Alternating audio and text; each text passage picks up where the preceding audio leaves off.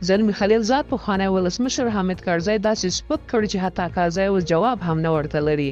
کله چې په 2001 کال کې په افغانستان کې د طالبانو حاکمیت نسکور شو او حامد کرزی د امریکا په مرسته د موقتې ادارې مشر وټاکل شو، هغه مهال امنیت په لومړیو کې دومره ژر تامین شو چې چا یې خیال هم نه و کړی. خلیلزاد هم په کاکتوس خپرونه کې په دې هکله وایي چې کله د امریکا ځواکونه افغانستان ته لاړل، نو افغانستان کې وضعیت دومره ښه شو چې د امریکا د هغه وخت ولسمشر بوش زه امریکا ته وغوښتم او وړاندې وغوښتل چې عراق ته لاړ شم او هلته د کرزي غوندې یو کس پیدا کړم او د هغه ځای وضعیت هم جوړ کړم. د خلیلزاد د خبرو په هکله ډاکټر مالک سیتیز لیکي د امریکا د سفیر له خولې په داسې کچه د کرزي توهین کول څه معنا لري.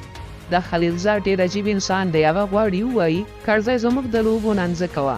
ملاتړ او مخالفت امریکا ته کومه معنا نه لري. موږ ټول هغه 15 کلونه چې کرزي پر اړه خاني وکړه هغه ته حق السکوت ورکړ. طالبانو ته د کرزي لخوا د ورورۍ خطاب کول په افغانستان کې د بې محتوا سیاست ورځنۍ شوخي وه. اصلي سیاست امریکا نهایي او عملي کړ. بلخوا په امریکا کې د اسلامي امارت پخوانی سفیر عبدالحکیم مجاهد بیا لیکي چې کرزی له نړۍ نه خبره و او د نمونې په شکل په ارګ کې حکمراني روانه کړې وه. هغه وایي چې اصلي کار د نظام شورا د غړو او د رشید دوستم د ملیشو په لاس کې و چې د 100 میلیونه ډالرو لپاره یې خپل ناموس او خپله خاوره خرڅه کړه.